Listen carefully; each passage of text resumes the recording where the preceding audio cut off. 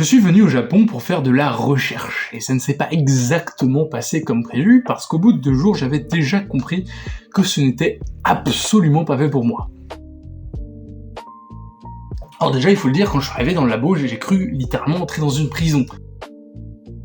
Je me suis dit, c'est Alcatraz ici ou quoi? Le pire, c'est que je pourrais vraiment finir bloqué ici. Même ma maison est sur le campus, mon travail est sur le campus, même mes fourmis s'appellent Campus Notus. Et les chercheurs ici, ils sont matrixés.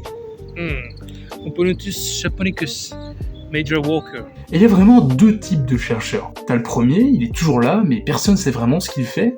Le mec est posé au bureau quand il vient, jambes croisées, calme absolu, tu vois. Et t'as l'autre. Lui, tu sais qu'il faut surtout pas le faire chier. Tu vois, le mec, il a 50 colonies de fourmis, il occupe les 3/4 des étagères du labo, il regarde son microscope comme si la survie de l'humanité en dépendait, tu vois.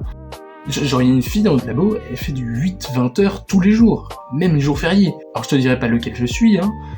Non, mais en vrai, faire de la recherche, c'est cool, hein. Sauf quand il faut chercher. Et pour reprendre Coluche, moi je fais clairement pas partie des chercheurs qui trouvent. Déjà parce que c'est un enfer, t'as tellement d'incertitudes pour un petit truc de merde, genre la fourmi verte est morte, la fourmi rouge est sortie du cadre pendant 3,2 secondes, la fourmi bleue a décidé qu'aujourd'hui...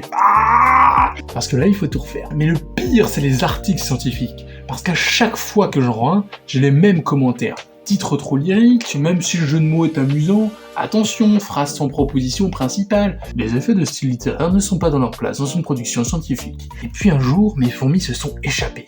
Je vais au labo, comme tous les matins, pour les nourrir, j'ouvre une boîte vide. Je regarde dans le nid, rien. Je tourne la boîte, comme ça, rien du tout, aucun corps, nada, une seule explication possible.